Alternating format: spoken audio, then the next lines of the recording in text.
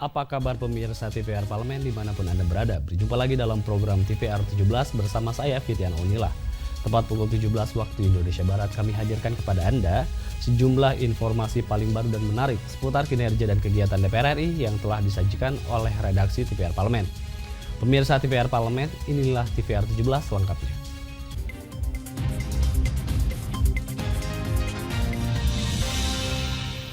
Kita awali TVR 17 sore ini dari berita Komisi 10 DPR RI yang menilai bantuan alat teknologi informasi dan komunikasi dari Kemendikbudristek dapat bermanfaat bagi para siswa dan tenaga pendidik dalam proses belajar mengajar dan menggali ilmu pengetahuan. Komisi 10 DPR RI menilai bantuan alat teknologi informasi dan komunikasi yang diberikan Kemdikbudristek kepada sekolah-sekolah cukup membantu tenaga pendidik dan siswa untuk meningkatkan kualitas belajar mengajar. Wakil Ketua Komisi 10 DPR, Dede Yusuf Macan Effendi menyampaikan, penggunaan perangkat TIK dalam proses belajar mengajar sangat bermanfaat. Siswa dinilai lebih mudah mengakses informasi dan tenaga pendidik juga dimudahkan mencari tambahan materi dari internet. Intinya adalah kita ingin tahu apakah laptop yang sejak 2021-2022 ini diturunkan kepada hampir lebih dari 200.000 sekolah. Apakah ini sudah termanfaatkan atau belum? Dan tadi sudah kita temukan di lapangan, dulu memang hanya dipakai untuk ANBK. Tetapi kemudian ada kebijakan bahwa kalau hanya dipakai ANBK saja berarti kan hanya setahun sekali. Maka perlu didorong untuk penggunaan pada siswa. Dan tadi kita sudah lihat sama-sama siswa-siswa SD, SMP menggunakan dengan tidak ada kendala. Jadi mereka bisa memanfaatkan. Terus kita juga tanya apakah sistemnya, internetnya, dan lain-lain, listriknya. Termasuk bertanya kepada Kepala Dinas, kepada Pak Bupati. Pak Bupati juga menyampaikan belum ada hambatan, malah minta tambah. Kurang lebih jumlahnya ditambah.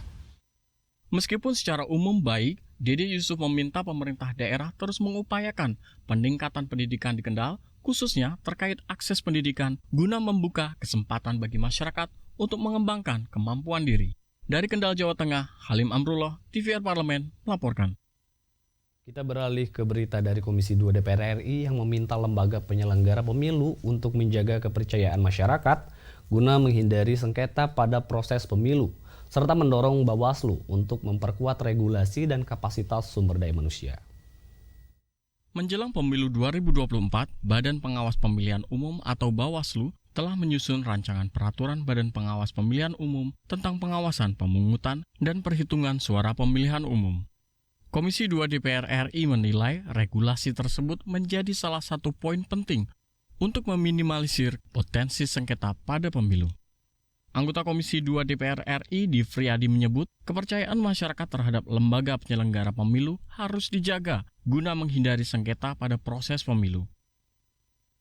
Nah, ini menjadi poin penting pengawasan di pemungutan suara ini karena ini nanti yang menjadi titik kulminat kita. Siapa menjadi pemenang, siapa terpilih, siapa yang terpilih ya, baik partai politik, baik presiden, wakil presiden maupun anggota-anggota dewan, anggota DPD. Jadi ini menjadi titik. Nah oleh karena itu jangan sampai menimbulkan banyak sengketa, menimbulkan ketidakpercayaan. Ini harus dibangun kepercayaan bagi lembaga khususnya Bawaslu. Nah perkuat orang-orangnya, perkuat lembaganya, perkuat manusianya, perkuat aturannya. Tadi saya sampaikan ada wilayah-wilayah yang di mapping menjadi menimbulkan kerawanan harus lebih diawasin. Lebih pengawasannya lebih tajam lagi, lebih baik lagi. Selaras dengan anggota Komisi 2 DPR RI, Dewan Kehormatan Penyelenggara Pemilu atau DKPP juga meminta agar materi muatan dalam peraturan Bawaslu harus tegas dan tidak multitafsir untuk meminimalisir adanya perbedaan penafsiran norma hukum dalam pelaksanaannya di lapangan. Andini dan Kiki, TVR Parlemen, melaporkan.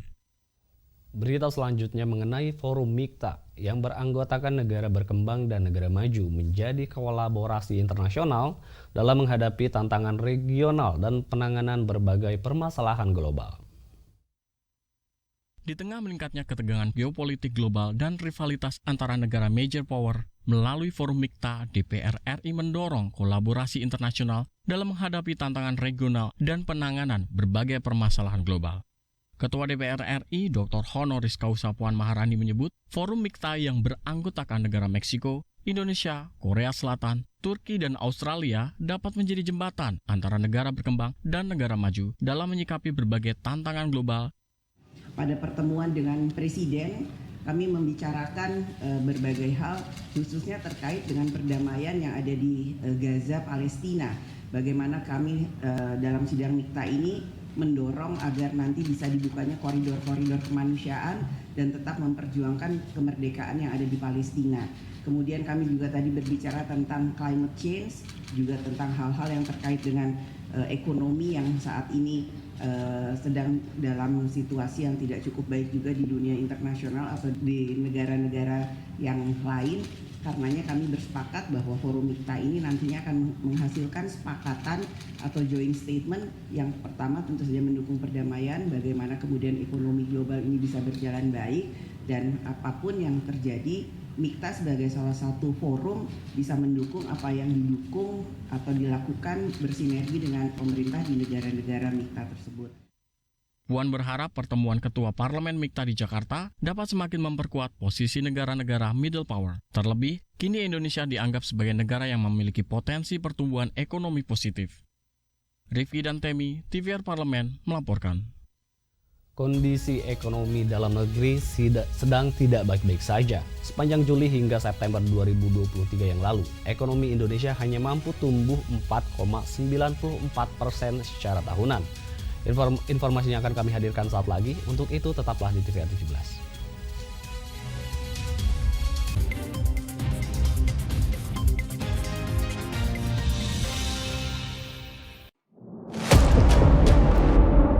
Sini ditambang. Konflik yang terjadi, Warga sini tidak mengizinkan. masalah yang tersisihkan menjadi kesenjangan sosial. Ya namanya rakyat kecil gak bisa apa-apa, mau komplain juga gak didengar. Sebab apa? Itu menyangkut isi perut kami semua. Bagaimana memutus keterbatasan untuk didengar? Jadi kalau misalnya masyarakat sudah merasa tidak lagi ada yang memperjuangkan aspirasinya, maka masyarakat memang sangat berhak untuk meminta dewan yang mewakili mereka di parlemen.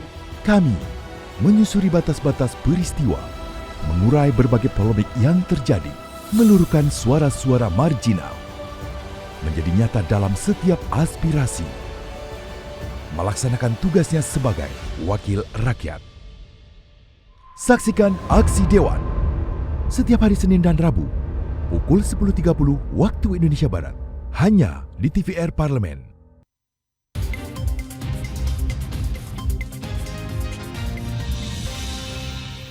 Kembali di TVR 17, pemerintah melalui Menteri Keuangan menyatakan lesunya konsumsi rumah tangga menjadi salah satu faktor pemicu pertumbuhan ekonomi di bawah 5% pada kuartal 3 tahun 2023. Melihat lesunya ekonomi, DPR RI berharap pemerintah melakukan intervensi guna menggenjot belanja negara dan meningkatkan daya beli masyarakat. Untuk mengetahui informasi selengkapnya, mari kita simak laporan mendalam yang telah dihimpun oleh tim redaksi TVR Parlemen dalam segmen editorial Parlemen berikut ini.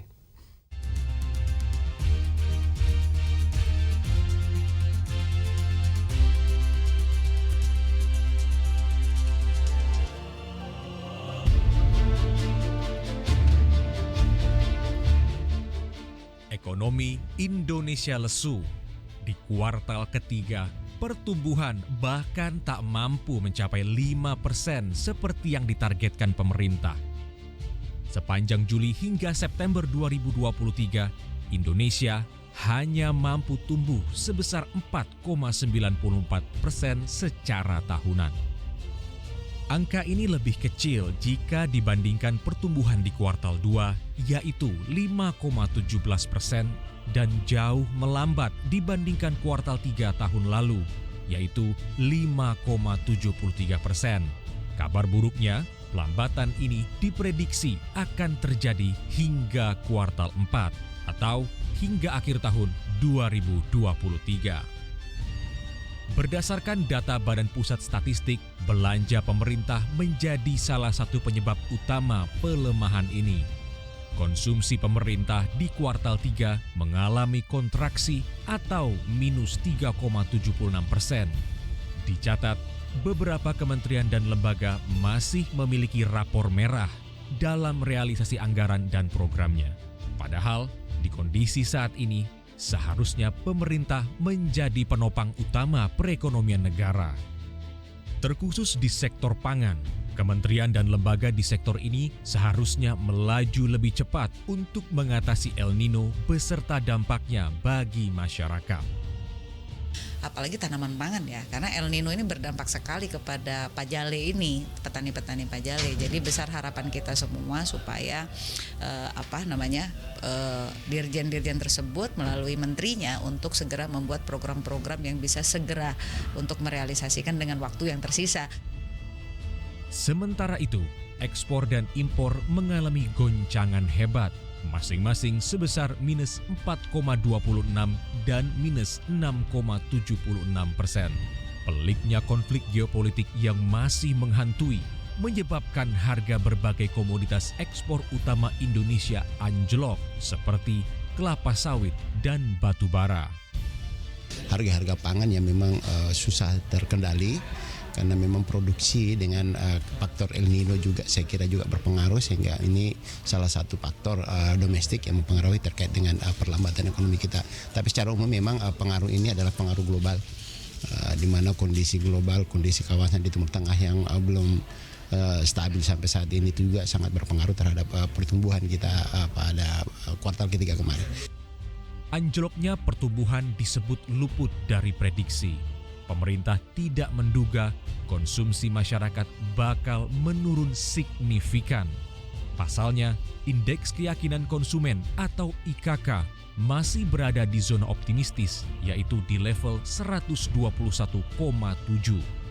Meski masih relatif tinggi, IKK seharusnya tidak dijadikan satu-satunya acuan. Karena secara real, laju konsumsi rumah tangga sejatinya telah turun secara persisten. Nyatanya, daya beli masyarakat tergerus inflasi. Pendapatan hari-hari ini tidak dapat mengimbangi harga beras yang terus melonjak tinggi. Kini bukan saatnya lagi pemerintah wait and see. Negara harus hadir memberi intervensi.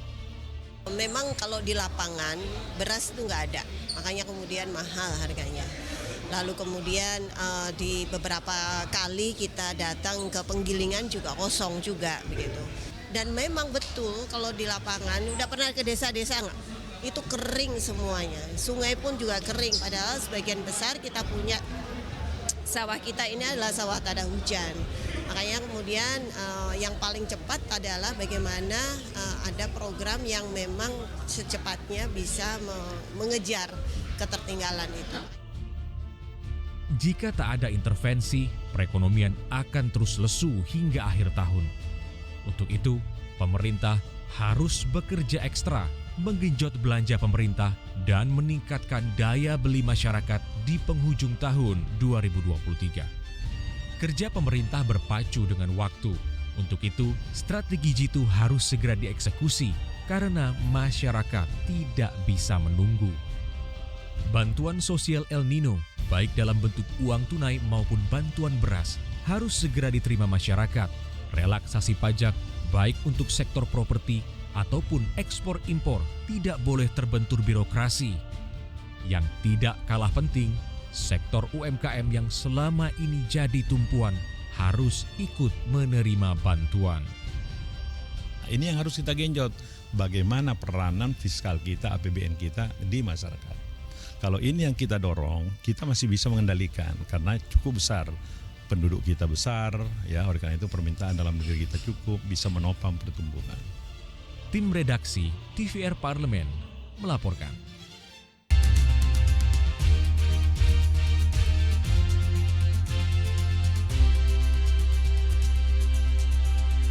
Komisi 3 DPR RI telah melakukan rapat kerja dengan Polri membahas pengamanan dan penegakan hukum pemilu 2024. Saksikan informasi selengkapnya. Untuk itu jangan kemana-mana, tetaplah bersama kami di TVR 17.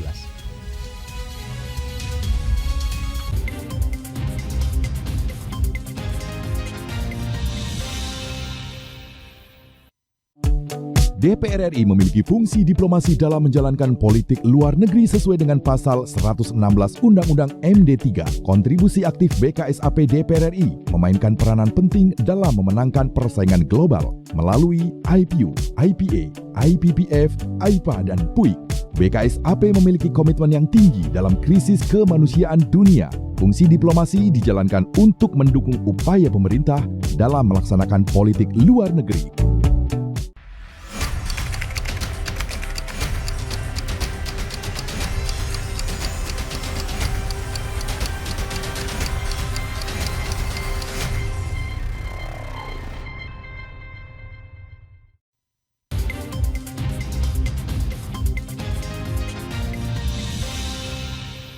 Kembali di TVR 17, Komisi 3 DPR RI telah melakukan rapat kerja bersama dengan Polri membahas pengamanan dan penegakan hukum pemilu 2024.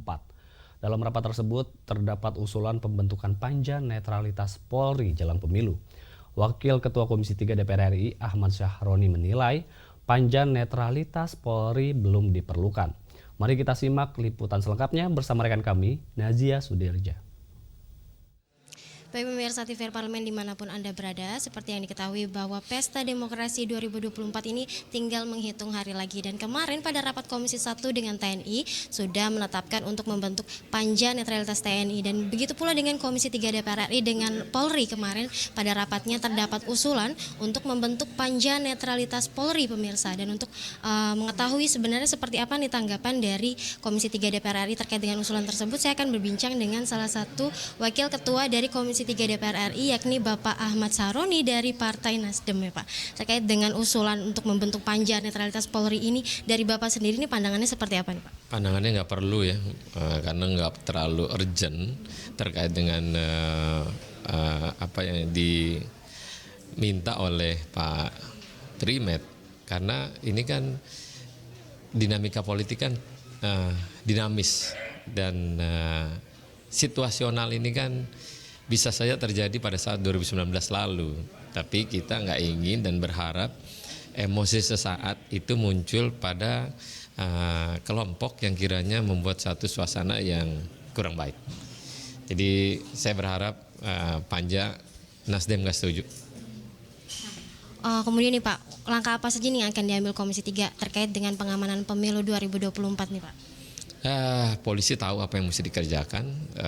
Kalau keluar telegram tentang netralitas berpedoman pada apa yang disampaikan Pak Kapolri, dan buatlah pemilu ini lebih damai dan terjaga oleh institusi polisi dan TNI. Itu harapan kita semua yang ada di Republik ini. Mungkin itu. Nah, untuk dari Komisi 3 sendiri ini untuk mengawal netralitas baik dari Polri dan juga masyarakat dan juga dari calon tentunya ini seperti apa nih Pak? Calon ya pasti kan bekerja dengan masing-masing strategi ya, 3 paslon.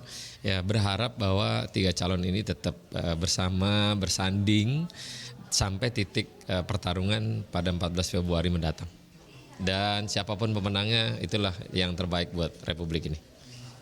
Nah terakhir nih Pak, dari isu-isu yang beredar di luar bahwa terdapat Polri yang tidak netral akan pemilu ini, dari Komisi 3 sendiri ini tindakan yang akan dilakukan seperti apa?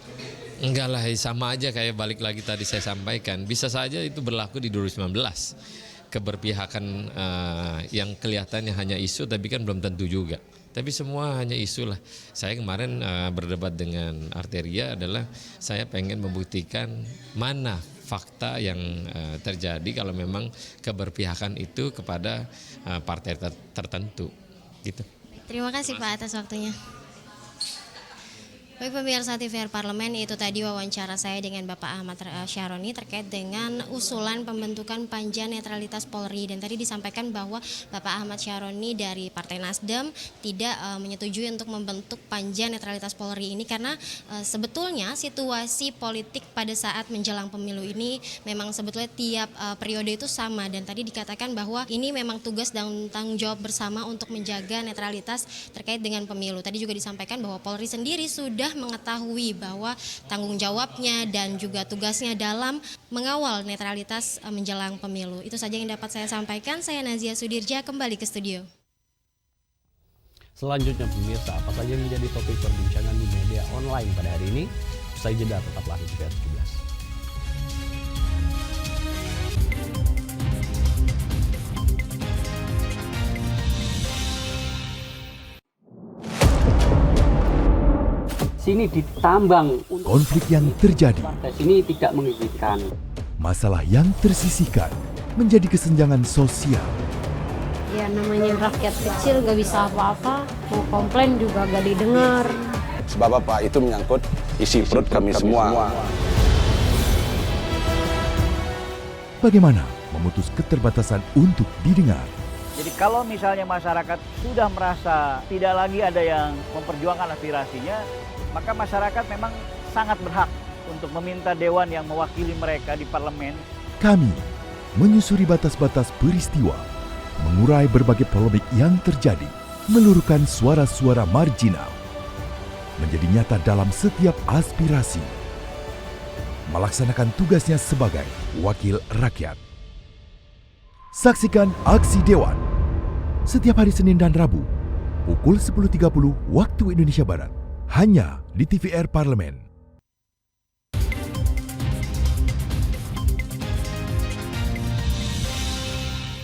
Kembali di TVR 17. Pemirsa TVR Parlemen, kali ini kita masuk ke segmen media nasional. Mari kita simak isu apa saja yang menjadi sorotan media serta tanggapan dari sejumlah anggota dewan bersama rekan kami Anggun Oktar ini.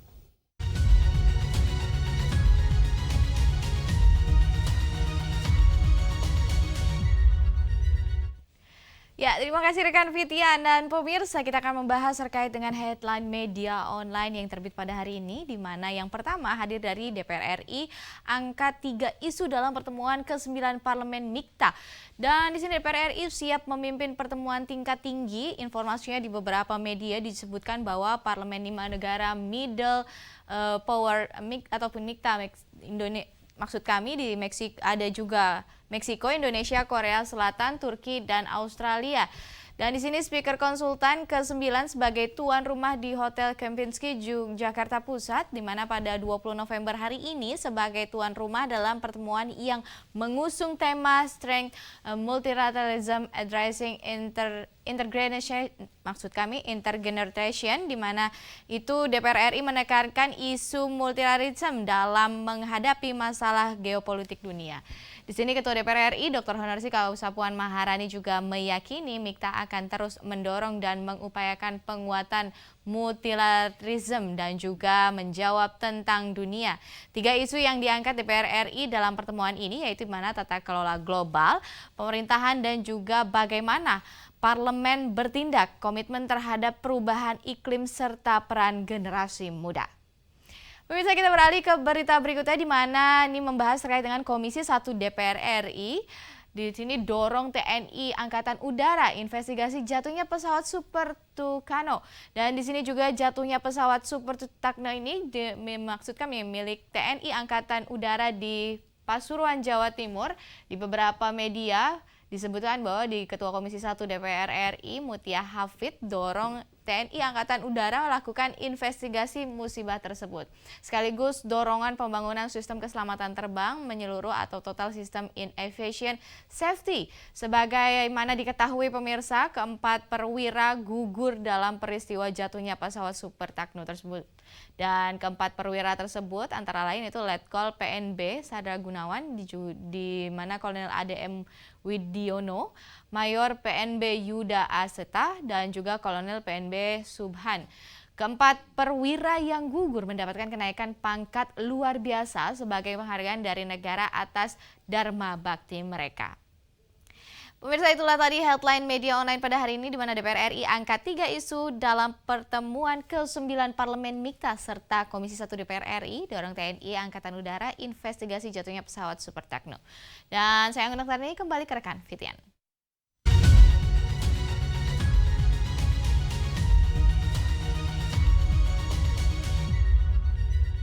Baik, terima kasih rekan Anggun yang telah menyampaikan sejumlah update sorotan dari media online nasional pada hari ini. Segmen media online tadi sekaligus menutup program TVR 17 edisi sore hari ini. Saya Fitian Unilah beserta seluruh kru TVR Parlemen yang bertugas mengucapkan terima kasih dan pamit undur diri dari hadapan Anda. TVR Parlemen, referensi Indonesia.